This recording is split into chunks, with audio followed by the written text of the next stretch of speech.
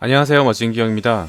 닥터 스트레인지가 타임스톤을 순순히 내준 것에 대한 말들이 많은데요. 과연 어떤 미래를 봤기 때문인지 궁금해지지 않을 수 없습니다. 이번 시간에서는 닥터 스트레인지가 본 미래는 어떤 것인지 한번 예상해 볼 텐데요. 쉴드 복장을 입은 토니와의 연관성에 대해서는 마지막에 설명하도록 하겠습니다. 먼저 어벤져스 1의 시점으로 돌아가 보도록 하겠습니다.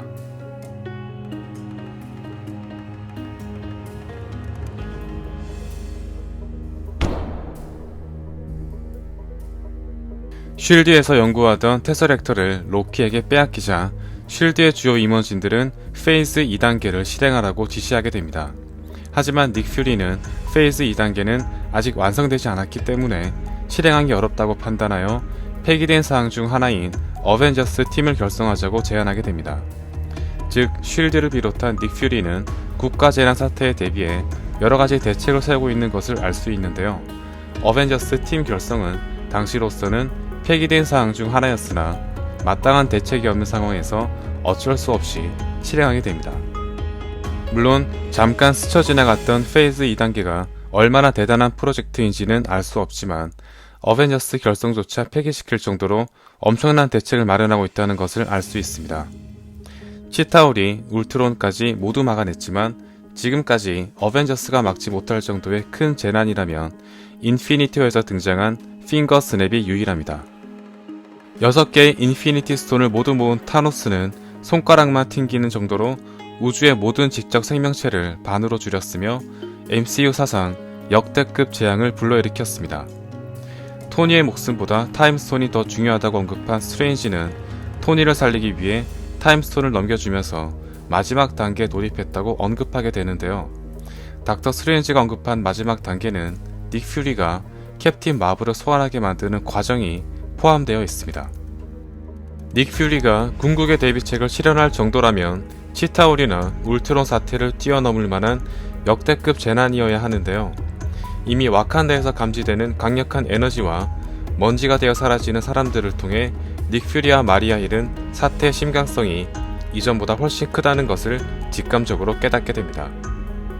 즉 닥터 스트레인지는 닉 퓨리가 궁극의 대비책을 실현해야 될 정도로 엄청난 재난을 불러일으키기 위해 일부러 타임스톤을 넘겨준 것이라고 볼 수 있습니다.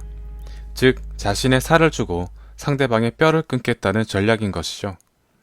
이미 닥터 스트레인지는 타노스와의 대화에서 자신이 핑거 스냅을 날리게 되면 우주의 절반이 사라진다는 그의 계획을 들은 바가 있기 때문에 이러한 사태를 짐작 못했을 리는 없습니다. 그렇다면 왜 캡틴 마블을 소환해야 되는 것인지, 왜 토니와 목숨을 바꾼 것인지 한번 알아보도록 하겠습니다.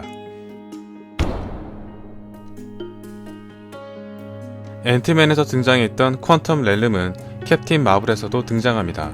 케빈 파이기는 앤트맨을 기점으로 퀀텀 렐름은 앞으로의 영화에서 중요하게 다뤄질 멀티버스라고 발표했습니다. 양자 에너지를 몸에 지닌 제닛은 고스트의 병을 치료해주는 등 현실 세계에서는 있을 수 없는 놀라운 능력을 과시했습니다. 분자 단위로 신체가 분해되는 병을 앓고 있는 고스트는 흡사 인피니티 워에서 먼지가 된 히어로들을 연상시키게 합니다. 그러한 고스트를 치료해준 인물이 양자 에너지를 습득한 제닛이었으며 현재 제닛이 먼지가 되어 사라진 시점에서 양자 에너지와 유일하게 관련이 있는 인물이 캡틴 마블이라고 할 수 있습니다. 앤트맨 역시 양자 에너지를 모으기 위해 퀀텀 렐름으로 들어갔기 때문에 캡틴 마블과 어떤 모습을 보여줄지 기대되는데요. 그런데 어째서 닉 퓨리가 캡틴 마블을 호출할 수 있는 장치를 가지고 있는 걸까요? 퀀텀 렐름은 행크 핌이 개발한 핌 입자와 매우 연관성이 높은데요. 과연 다른 인물이 존재하는 걸까요? 고스트의 등장으로 쉴드는 오래전부터 퀀텀 렐름을 연구하고 있었다는 것을 알 수 있습니다. 실제로 행크 핌은 쉴드에서 핌 입자를 연구하고 있었으며 기술력을 빼돌리려 했던 하워드 스타크와 마찰을 겪고 쉴드를 탈퇴하게 됩니다. 다만 행크 핌이 개발한 핌 입자만큼은 하워드도 풀 수 없는 숙제였으며 행크 핌의 기술을 이용해 어떤 연구를 구상했던 것인지 궁금해지지 않을 수 없는데요. 핌 입자를 사용하는 것으로 보아 퀀텀 렐름과 밀접한 관련이 있는 것으로 보입니다. 퀀텀 렐름을 빠져나온 제닛의 말에 의하면 시간의 소용돌이를 주의해야 된다는 것을 알 수 있는데요. 만일 하워드가 핌 입자를 이용해 만들려던 기술이 퀀텀 렐름과 관련이 있다면 이 기술을 구현해 시공간을 넘나들 수 있는 장치를 개발할 수도 있습니다. 행크 핌과 하워드 스타크는 오래전부터 핌 입자와 퀀텀 렐름에 대해서 알고 있었으며 인피니티 워에서 토니를 살렸어야 되는 목적과 앤트맨이 살아남은 이유 역시 이 둘과 매우 밀접한 관련이 있다고 추측해 볼 수 있습니다. 지금부터 쉴드 복장을 입은 토니에 대해서 정리해 보겠습니다. 참고로 토니 스타크는 상당히 많은 부분을 하워드 스타크의 기술을 바탕으로 하고 있습니다. 아크 리액터와 캡틴의 방패, 시빌워에서 등장했던 혈청까지 모두 하워드의 작품입니다. 팔라듐으로 중독되어 갈 때에도 하워드가 남긴 새로운 분자 구조를 이용해 대체할 물질을 만들어냈습니다. 현재 하워드가 남기고 간 기술 중 아직까지 구현하지 못했던 기술이 바로 행크 핌의 핌 입자를 이용한 기술입니다. 하워드와 행크 핌이 사라진 시점에서 이 숙제를 풀어낼 사람은 토니 스타크가 가장 유력합니다. 토니는 하워드가 구상했던 이론을 완성하기 위해 긴 세월을 보냈으며 그 결과 유출된 사진처럼 나이가 든 모습으로 등장했다고 가정할 수 있습니다. 하워드는 쉴드 창립 멤버였으며 오래전부터 핌 입자를 알고 있었다는 점을 볼 때 머리가 하얗게 쉰 토니 스타크가 쉴드 복장을 입고 있는 모습은 어느 정도 퍼즐이 맞아 떨어지는 부분입니다.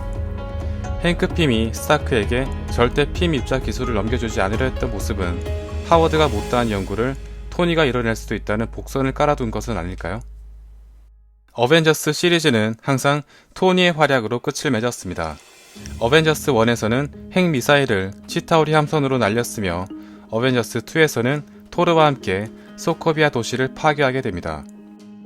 인피니티 워에서는 토르의 활약으로 끝을 맺었는데요. 본격적인 타노스와의 전쟁이 끝나는 어벤져스 4에서는 다시 한번 토니의 활약이 그려질 것으로 예상합니다. 지금까지 닥터 스트레인지가 본 미래와 쉴드 복장을 입은 토니의 연결고리였습니다. 과연 타노스의 계획대로 흘러가게 한 다음 앞서 언급한 계획을 실현할 것인지, 또한 자신의 계획을 실현하고 목적을 잃어버린 채 상실감에 빠진 타노스는 어떤 방식으로 어벤져스를 상대하게 될지 정말 기대되지 않을 수 없습니다. 소울스톤의 행방을 모두 틀렸던 것처럼 허를 찌르는 전개가 나올지도 모르겠습니다. 뭐 가령 타노스를 위협할 만한 새로운 우주적인 존재가 등장하던가 말이죠. 그럼 다음 시간에도 재미있는 영화 리뷰로 찾아오겠습니다. 감사합니다.